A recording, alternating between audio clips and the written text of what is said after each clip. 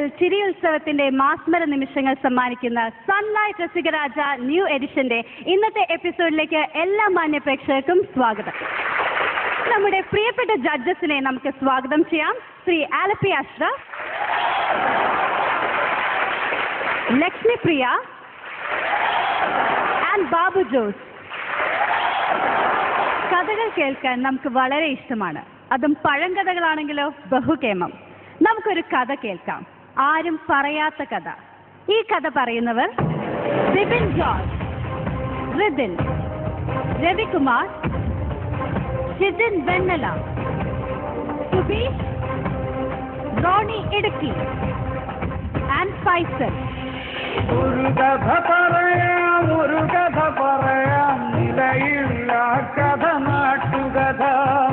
ഒരു കഥ പറയാം, ഒരു കഥ പറയാം, നിലയില്ല കഥ നാട്ടുകഥ. ഒരു കഥ പറഞ്ഞു തരാമോ? ഏത് കഥ? ഈ മണ്ണിന്റെ കഥ, ഈ നാട്ടിലെ ശ്വാസത്തിന്റെ കഥ പറയാം. നേരറിവിൻ കഥ, നെറികേടിൻ കഥ, നേരായുള്ളൊരു നാട്ടുകഥ. നേരറിവിൻ കഥ, നെറികേടിൻ കഥ, കഥ കഥ നാട്ടുകഥ. ഇത് വടക്കൻ മലബാറിലെ ഉൾപ്രദേശത്തുള്ള ഒരു വടക്കൻ ഗ്രാമം. സമാധാനവും ശാന്തിയും എന്തെന്നറിയാത്ത പോക്കിരി നാട്.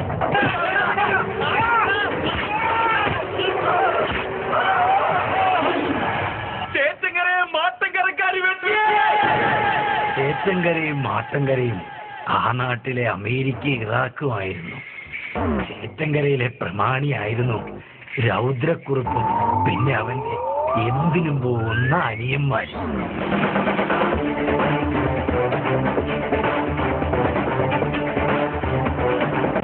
മാട്ടുങ്കരയിലെ പ്രമാണിയായിരുന്നു ചുടലക്കുറുപ്പ്.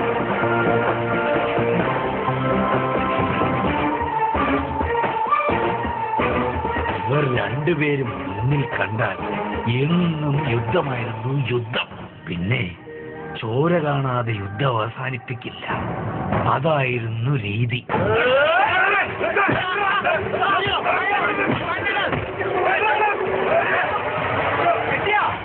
ഇല്ല ഇല്ല ഇല്ല,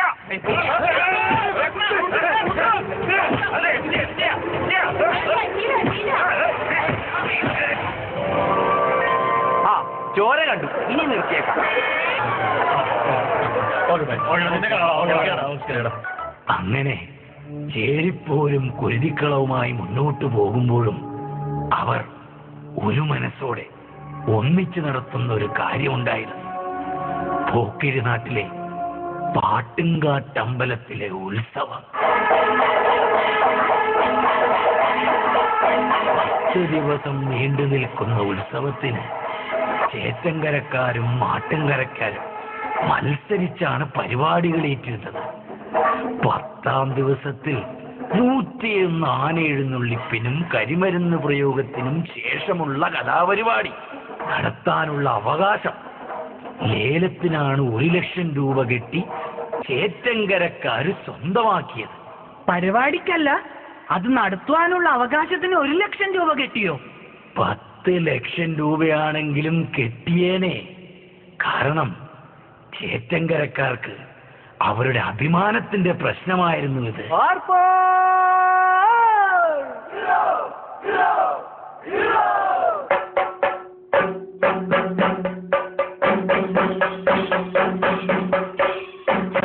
ഉത്സവത്തിന്റെ 10ാമത്തെ ദിവസത്തെ പരിപാടിയായി അഭിമാന പ്രോഗ്രാം മിമിക്സ് മെഗാ ഷോ അങ്ങനെ ചേറ്റങ്കരക്കാര് ബുക്ക് ചെയ്തു. എന്നിട്ട് ചേറ്റങ്കരക്കാരും നാട്ടുകാരും കൂടി ചേർന്ന് ആനയും അമ്പാരിയുമായി സ്വീകരിച്ചു.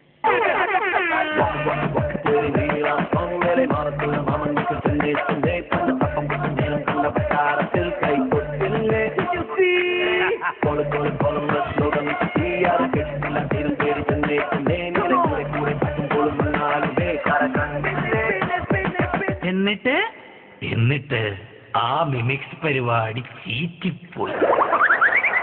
8 നിലയിൽ പൊട്ടി. അയ്യോ, ചേറ്റങ്കരക്കാരുടെ രക്താഭിമാന പരിപാടിയായിരുന്നില്ലേ അത്? അതെ. എന്നിട്ട് പരിപാടി കഴിഞ്ഞ് ആ മിമിക്സ് ട്രൂപ്പിന്റെ മാനേജർ കാശ് വാങ്ങാൻ ചേറ്റങ്കരക്കാരുടെ കമ്മിറ്റി ഓഫീസിലേക്ക് പോവുകയാണ്.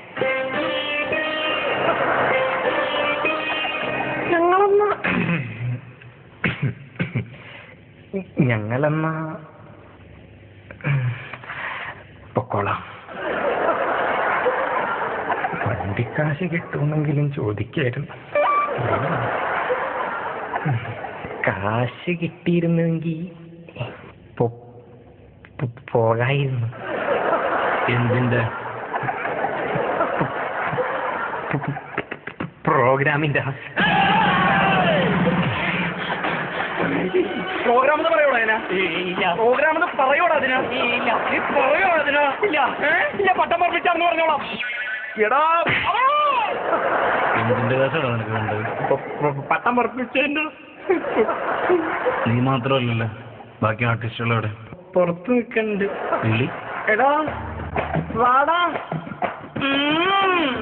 കുഴപ്പമില്ലടാ. ഇല്ല വരൂല. പേടിക്കണ്ടടാ. നിങ്ങൾ കേറി പോരടാ. നിങ്ങൾ വന്നില്ലെങ്കിൽ എന്നെ തല്ലി കൊല്ലൂടാ. ആ വാ വാ വാ വാ വാ, എന്റെ മക്കള് വാടാ, എന്റെ കോമഡിക്കാര്. അയ്യോ എന്തൊരു തമാശ. ഇതിലാരാ നിങ്ങളുടെ ക്യാപ്റ്റൻ?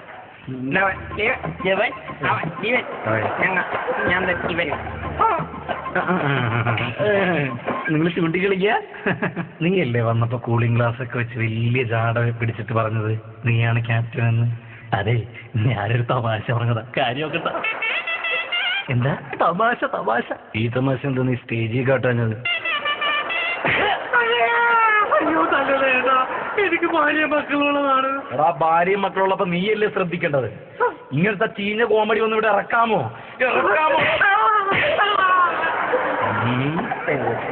എല്ലായിടത്തും പരിപാടി വിജയിക്കുന്നതാണ്. ഇവിടെ മാത്രം എന്ത് പറ്റിയാവോ അല്ലേടാ? അതെ. ഈ ഡയലോഗ് തന്നെയാണോടാ എല്ലായിടത്തും പറയുന്നത്? അതെ അതെ അതെ.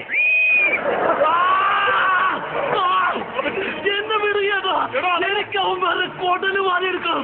ഇങ്ങോട്ട് മാറിയതാ. ഇല്ല, എനിക്ക് അവന്റെ രക്തത്തിൽ കുളിക്കണം. കുളിക്കാൻ വേറെ ചൂടുള്ള നീ അതുപോലെ നീയാണ് മാറിയില്ലെങ്കിൽ പിന്നെ അവര് വേറെ കോമഡി കാട്ടൂട്ടാ. ഇനി കോമഡിയാ. എന്നാ ഞാൻ വല്ല ചൂടുവെള്ളത്തിൽ കുളിച്ചോളാം.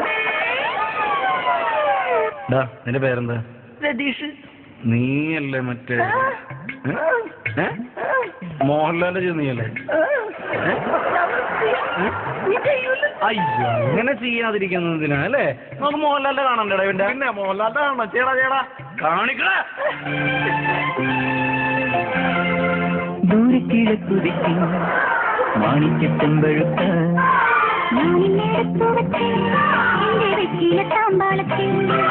ദൂരക്കിഴക്കുതിക്കും മാണിക്യത്തെമ്പഴുക്ക. അവന്റെ തോളിനി ചെയ്യാനുണ്ട്. അതാണ് തോളിനി ചെയ്യാനുണ്ടല്ലേ? അല്ലേ? ശരി, തോള് ശരിയല്ലേ? കുറച്ചും കൂടി തോള് ശരിയണ്ടേ? അല്ല നീ ശരിക്കണ്ട, ഞങ്ങൾ ശരിയാക്കി തരാം. ആ തോളെല്ലാം അങ്ങോട്ട് തല്ലി പിടിക്കണം.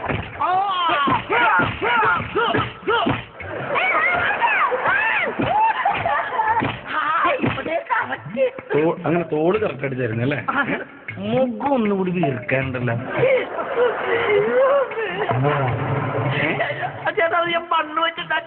അങ്ങനെ നീ മണ്ണ് വെച്ചിട്ട് വേണ്ട വേണ്ട. എടാ ഒന്ന് മുഖം ഒന്ന് വീർപ്പിച്ചു കൊടുത്തേ. മുഖം ഞാൻ വീർപ്പിച്ചറിങ്ങളോ. ഇനി ഒന്ന് മോഹൻലാൽ ഒന്ന് എഴുന്നേറ്റേ. കറക്റ്റ് മോഹൻലാലി. അതെ, നീ അനങ്ങി ബുദ്ധിമുട്ടുണ്ട്. ഇതേ ഫിഗറിൽ അങ്ങോട്ട് മാറിയിരുന്നു. മാറിക്കണം. ആ നീ വന്നേ. എന്താ നിന്റെ പേര്? മായി എടപ്പള്ളി. പള്ളി വിട്ടേക്ക്. മായി. നീ പറ, നിങ്ങൾ കളിക്കുന്ന സ്കിറ്റുകള് എങ്ങനെയുണ്ട്? എന്റെ പഞ്ച് കുറച്ചും കൂടി നന്നാക്കായിരുന്നു. പഞ്ചി ഞാൻ ശരിയാക്കി തരാം. നീ ഇങ്ങോട്ട് വന്നേ. വേണ്ട. അതെ, നിങ്ങൾക്കാരാ ഈ സ്കിറ്റൊക്കെ പറഞ്ഞു തന്നത്? അത് കലാവൻ റഹൂപ്പ്. കലാപം റഹൂപ്പാ? അങ്ങനെ ഒരാള് ഞാൻ കേട്ടിട്ടേ ഇല്ല. അങ്ങനെ ആള് കലാപനിൽ ഇല്ലല്ലോ. അതെ, കലാവിന്റെ വണ്ടി രാത്രിയിൽ ഇങ്ങനെ വന്നപ്പോഴേ കൈ കാണിച്ച് ലിസ്റ്റ് കയറിയാളാ. പിന്നെ പിറ്റേ ദിവസം വല്ല പുള്ളി കലാഭവൻ റഹൂവായി. നീ ഇതിൽ മാനേജർ പോസ്റ്റിലാണ് നീ സ്കിറ്റും ചെയ്തായിരുന്നില്ലേ? ഏതായിരുന്നു ക്ലാസ്? അയ്യോ സാറേ, അവൻ ബോധം കിട്ടും സാറേ. ഇതാ കുറുപ്പേ, നീ ആസിഡ് എടുത്ത് ഇവന്റെ മുഖത്തൊഴിച്ചേ, അവന് ബോധം വരട്ടെ. ഞാൻ കൂടുതലും സ്കിറ്റുകളാ. നീ പല വേഷത്തിലായതുകൊണ്ട് ആളെ മനസ്സിലായില്ല. ഞാനും വിചാരിച്ച് രക്ഷപ്പെട്ടെന്ന്. സ്കിറ്റുകളൊക്കെ എങ്ങനെ ഉണ്ടായി? അത് സൂപ്പറായിരുന്നു. ഇത്തിരി പഴയതായിരുന്നു. ഒത്തിരി അല്ല ഇത്തിരി, ഒത്തിരി അല്ല ഇത്തിരി, ഒത്തിരി ഇത്തിരി, ഒത്തിരി ഇത്തിരി.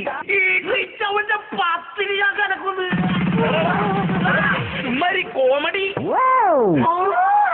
നിങ്ങളൊരു കാര്യം ചെയ്യും, ആ കൈ ഒന്നിട്ടേ. കർപ്പൂരം കത്തിക്കാനായിട്ടാ ചേട്ടാ. ഈ തഴമ്പി തന്നെ കറക്റ്റ് വെച്ച് കത്തിക്കണേ. പൂരം കത്തിക്കലൊക്കെ പഴയ ഫാഷനല്ലേ? എടാ ഇവരുടെ കൈ അങ്ങോട്ട് വിട്ടിയേക്കടാ. ചേട്ടാ ദൈവം ഫോണുണ്ട്. ആരാ? ഹോസ്പിറ്റലിൽ നിന്നാണ്. ആരായിട്ട് ഹോസ്പിറ്റലിൽ? ആരാന്ന് നിനക്ക് അറിയാൻ പാടില്ലേ? നിന്റെയൊക്കെ പരിപാടി കണ്ട് കൂവി കൂവി കൊറോണവള്ളി പൊട്ടി കുറെ പേര് ആശുപത്രി പോയിട്ടുണ്ടായില്ലേ? അവരുടെ തൊണ്ട ശരിയായെന്ന്. ഭാഗ്യം. പക്ഷെ അവർക്ക് ഇനി സംസാരിക്കാൻ പറ്റില്ല.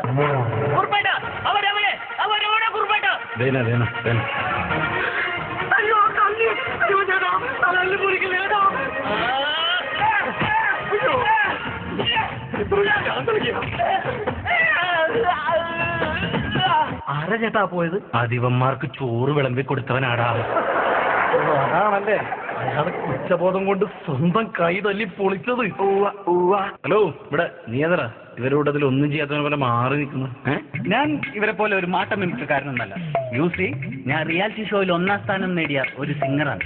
എന്നെ തൊടുന്നതിന് മുമ്പ് നിങ്ങളൊന്ന് ആലോചിക്കണം. ചേട്ടാ ഇവന്റെ പാർട്ടിയായിട്ടാണ് ആന വരണ്ട ഓടിയത്.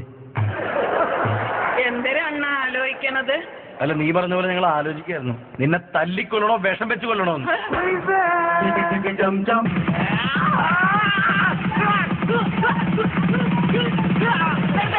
ഒരവസരം കിട്ടിയപ്പോ ഒരാൾ ഇങ്ങനെയാണ് തല്ലുന്നത്. മര്യാദയാണ് ഒരാളെങ്ങനെ പിടിച്ച് തല്ലാമോ? എന്ത് സോറി? ഒരു ഇംഗ്ലീഷുകാർ ഇങ്ങനത്തെ ഒരു വാക്ക് കണ്ടുപിടിച്ചെന്ന് പറഞ്ഞു സോറി പറയാമോ? അല്ല, സോറി പറഞ്ഞല്ലോ. എന്ത് തെറ്റായതായിട്ടും ഒരു സോറി പറഞ്ഞാൽ മതിയല്ലോ. സോറി തല്ലിയതിനല്ല, പിന്നെ നിന്നെ ജീവനോടെ ബാക്കി വെച്ചത്. ഇനി മാനേജറിങ് വന്നേ. ഇത് ഇവിടെ കൊണ്ട് നിർത്തിയേക്കണം. സംഭവിച്ചത് സംഭവിച്ചു. 45 വയസ്സും ഗഡോൽഗടിയന്മാരായ 3 ആമ്പിള്ളേരുടെ അച്ഛനുമായി ഞാൻ തിരിച്ചു തല്ലു. ഇല്ല, ഇനി നിങ്ങൾക്കല്ല, ഞാനിവിടെ കരയും, തലടിച്ച് കരയും. ഒരു പരിപാടി വളർത്തില്ലാമോ? ഈ പയ്യനാ. ആ, എന്താ മോനെ, എന്താ പ്രശ്നം? ഞാൻ മിമിക്രിയാട്ടേ. അപ്പൊ എന്നെ സ്റ്റേജിൽ കയറ്റോന്ന് വെച്ചപ്പോ എന്റെ തലക്കിട്ടൊക്കെ തോണ്ടിയിട്ട് നീ ആദ്യം മുട്ടു വീഴിഞ്ഞിട്ട് വാടാന്ന് പറഞ്ഞു. ഈ കൂട്ടത്തിലാരാ തലക്കെട്ട് തോണ്ടി തരാ? ആരാ ആരാ?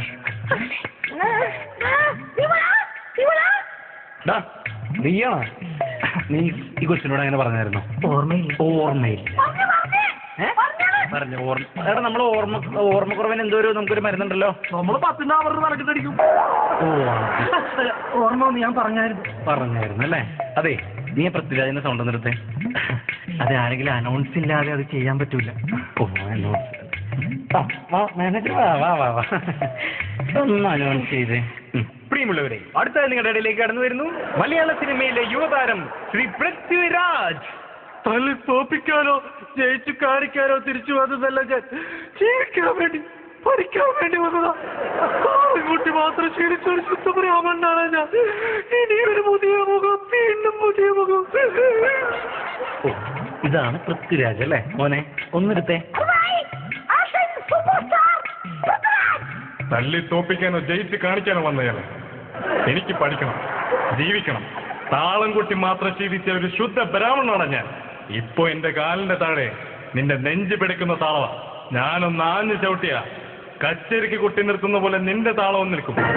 ആ, ഇതാണ് പൃഥ്വിരാജ്, അതല്ല പൃഥ്വിരാജ്. ഡാ കൊണ്ടുപോത്. ആ, കൊടുക്കടാ കൊടുക്കടാ, കൊടുക്ക്. ആ, എന്നടാ പിടിച്ചോ, എന്നടാ മേടിക്കടാ. ഇതെന്തിനീ വെറ്റില്ല അടക്കേ? വെറ്റില്ലേ? ഗുരുദക്ഷിണ കൊടുക്കടാ അവന്. ആ കൊച്ചിന് ഗുരുദക്ഷിണ വെക്കടാ, എന്നിട്ട് അവന്റെ കാലിൽ തൊട്ട് അനുഗ്രഹം വാങ്ങടാ.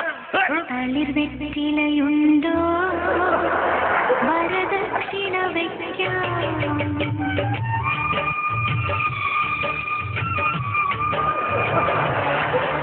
ഞങ്ങൾ പോട്ടെ കേട്ടോ, ഞങ്ങളിനി ഇത് ഞങ്ങൾ ആവർത്തിക്കില്ല. മാപ്പ്. പോ, എവിടെയെങ്കിലും പോയി രക്ഷപ്പെട്. കൊല്ലുന്നില്ല, പോ. അങ്ങനെ അങ്ങ് പോയാലോ? നിക്ക്. എന്തായിരുന്നടോ സന്തോഷം. മലമറിക്കും എന്ന് പറഞ്ഞിട്ട് ചേച്ചങ്കരക്കാർ എന്തൊലത്തി, മലപ്പുറം കത്തി. ഇപ്പൊ എന്താടോ ലോകത്തിലെ ഏറ്റവും ചീഞ്ഞ നമ്പർ കാട്ടി നാണം കെട്ടില്ലേ? എവിടെ എന്റെ മുത്തുകള്?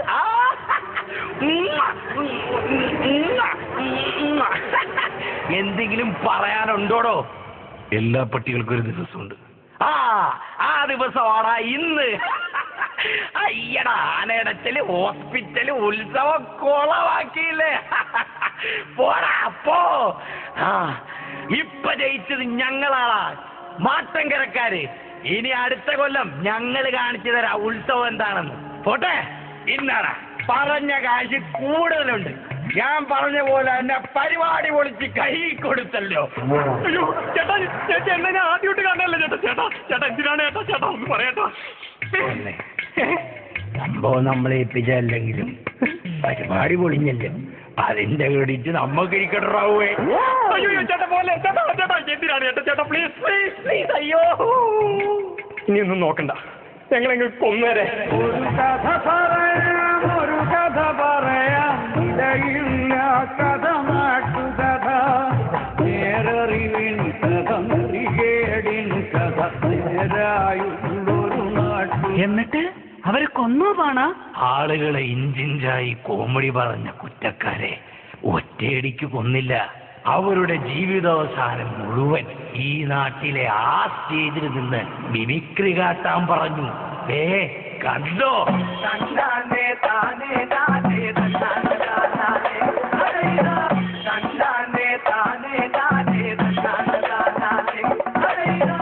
ഇതിൽ 4 പേരല്ലേ ഉള്ളൂ. ഇതിലൊരു പാട്ടുകാരനുണ്ടായിരുന്നില്ലേ? ആ പാട്ടുകാരനെ പറഞ്ഞു വിട്ടോ പാണ? ആ പാട്ടുകാരനോട് ഈ കഥ നാട് മുഴുവൻ പാടി നടക്കാനായി അവർ ശിക്ഷ വിധിച്ചു. എന്നിട്ട് ആ പാട്ടുകാരൻ എവിടെ? ആ പാട്ടുകാരനല്ലേടാ ഈ കഥ മുഴുവൻ നിന്ന് നിന്നോട് പാടിയത്.